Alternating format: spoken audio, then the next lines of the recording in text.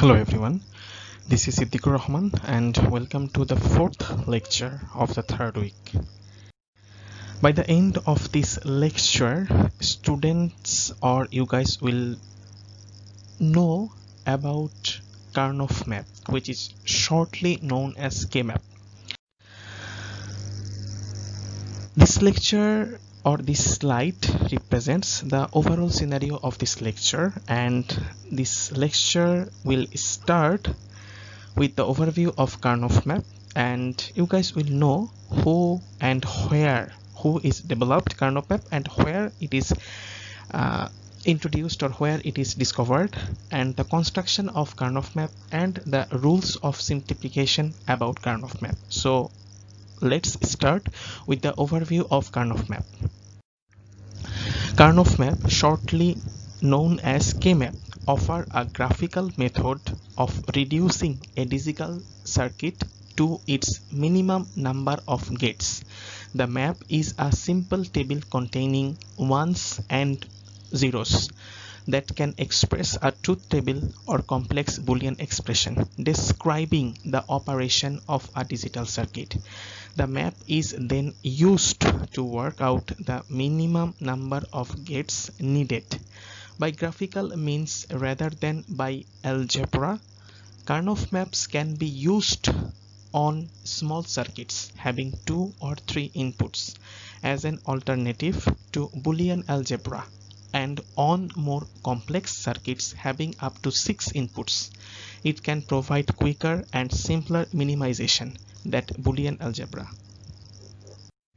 Now, from this slide, we would like to learn who invented Kernel Map and where exactly, in which place the Kernel Map is invented. So let's start. Maurice Kernel, a telecommunications engineer, developed the Kernel Map at Bell Labs in 1953 while designing digital logic-based telephone switching circuits. Now we'd like to learn the construction of Kernel Map. The shape and size of the map is dependent on the number of binary inputs in the circuit to be analyzed. The map needs one cell for each possible binary word applied to the inputs. Therefore, 2 input circuits with inputs A and B require maps with 2 to the power 2, which equals to 4 cells, and which is represented in figure 1 as well as A. If the inputs of the circuit is 3, then we need 8 cells, 2 to the power 3, which is equivalent to 8. And if we have the inputs is 4, then we need 2 to the power 4, 16 cells, and so on. The input labels are written at the top left hand corner, divided by a diagonal line.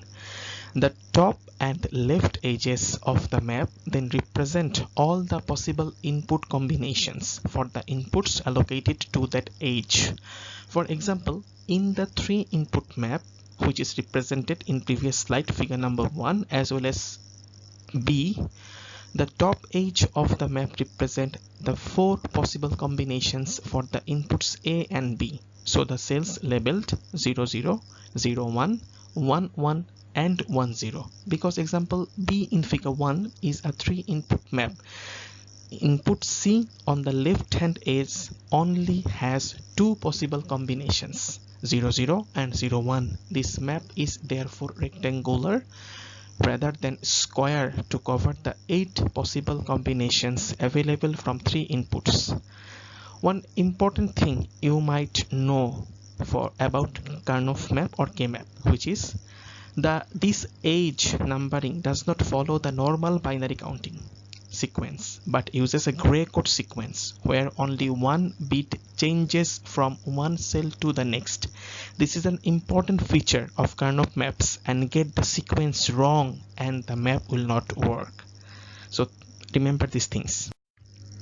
Now we need to know, or we can learn from this slide, some of the rules for simplification K-Map.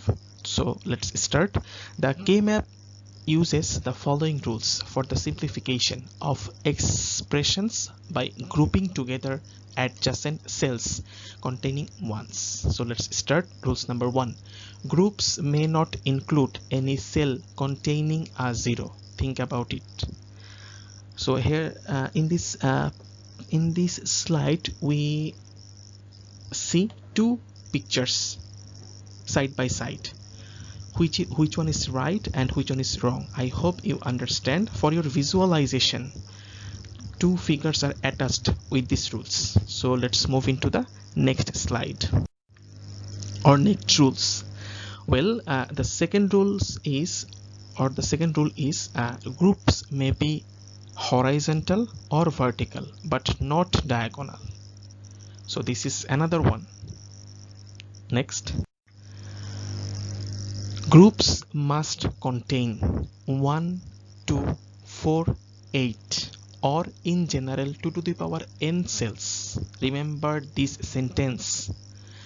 That is, if n is equals to 1, a group will contain 2 ones since 2 to the power 1 is equals to 2.